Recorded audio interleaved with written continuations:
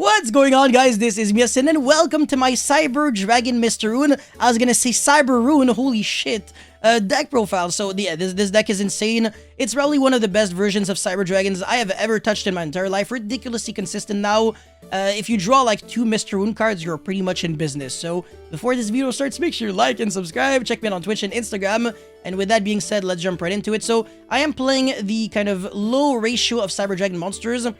You cannot really splash the Mr. Rune engine cards in OTK version, and the reason for that is because when you use these Mr. Rune cards, you have to skip your next battle phase, so you can't really kill your opponent if you use these cards. That is a little bit of a bummer. I know, I love killing my opponents. Well, unfortunately, that is not going to be possible. So, yeah, 1 Cyber Dragon, triple core, 1 Nexture, triple Hertz, and I am playing hand traps. I actually hate hand traps usually.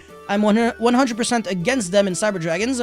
The only reason why I'm playing them is because you can draw cards on your opponent's turn with a field spell, and if you draw trap cards on your opponent's turn, there is a chance they don't really accomplish enough, whereas if you're drawing hand traps, it could be decent, but yeah, I don't know. I can't really play Imperm because Imperm is not a hand trap that you can draw. And you can draw it, but you just won't be able to use it since you'll control a card.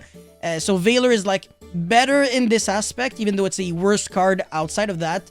And Ash, even though it's once per turn, I guess it hits a lot of things, so it's the best card to compromise against control and combo decks in a way. But yeah, the rest is kind of self-explanatory. Now, Hertz is usually a card that you are only trying to play at 2, unless you have discard outlet cards, such as Forbidden Droplet, Galaxy Soldier, Paleozoic Dino Miscus.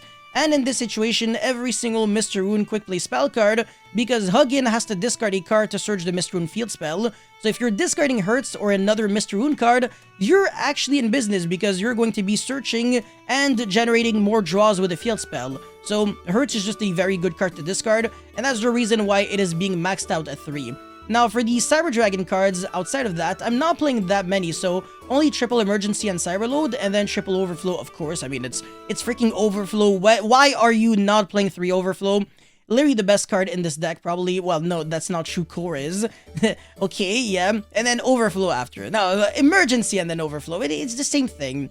And, yeah, I mean, that's pretty much it. So now let's get into the Mr. Rune cards. So first of all, I'm just going to be repeating that every single Mr. Rune quickly spell card has the exact same second effect, which reads special summon 1 Mr. Rune from your monster from your extra deck to the extra monster zone, and they can only be activated once per turn. So that's the reason why you're playing 3, is because even the ones that actually suck ass, you can at least use their second effect to summon a monster from the extra deck, and that's better than nothing. So the majority of the cards that I am playing are pretty good. Point of the Mr. Rune being the very broken card. So the unique effect of this card is add 1 Mr. Rune card from your deck to your hand, except itself, then banish the top card of your opponent's deck.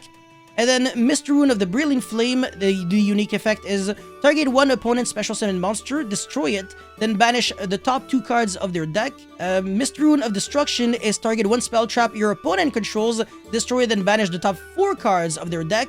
Would have been very broken if you could destroy your own cards, because you could actually combo this off with Overflow and Unbreak from there, but it's not the end of the world. Now, Mr. Rune of this spell is if your opponent add a cards from the deck to the hand except during the draw phase, discard 1 random card from their hand and banish the top 2 cards of their deck. And then Mr. Rune of the Freezing Curse, target 1 effect monster your opponent controls, negate its effect, then banish the top 3 cards of their deck. And finally, Mr. Rune of Slumber, the most proactive one outside of Point of the Mr. Rune, is target 1 face-up monster on the field, apply this effect to it, then banish the top 3 cards of your opponent's deck.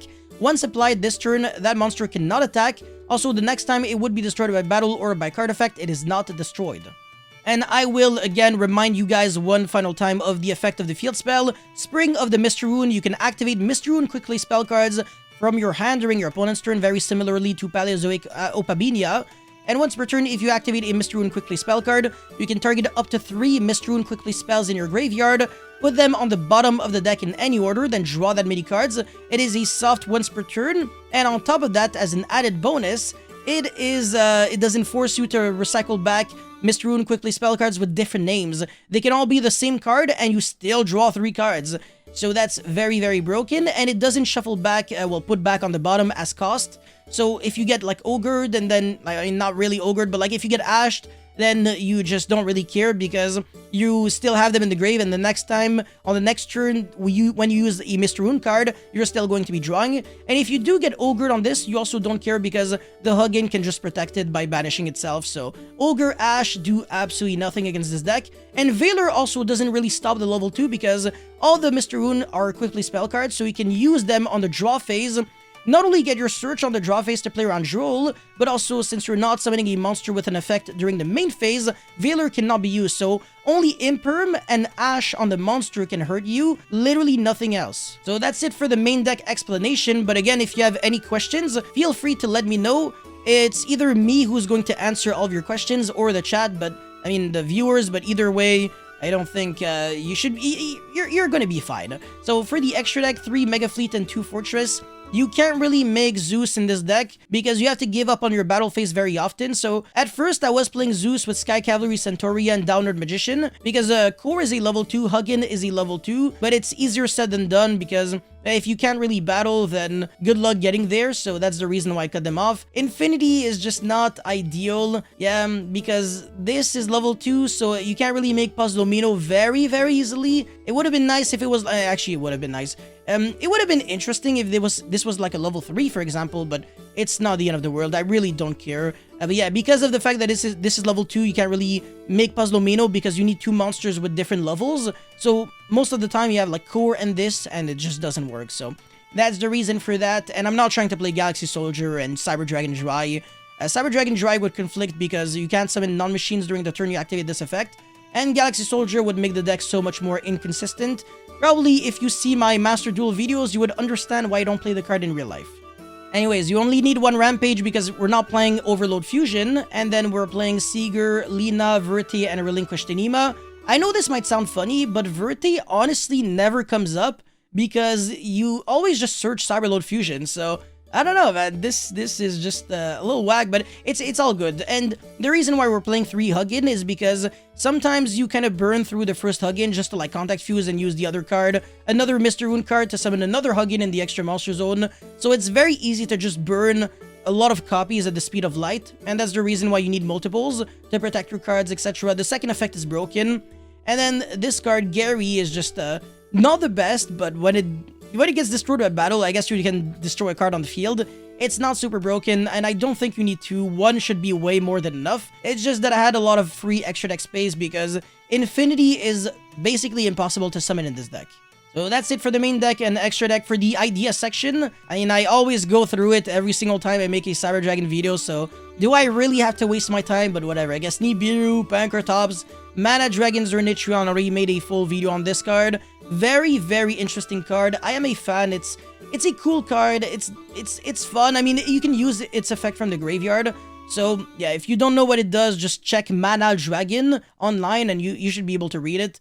And then we have cards that are basically impossible to summon. Link Kuribo, which is worse than Relinquished Anima. Forbidden Droplet, interesting.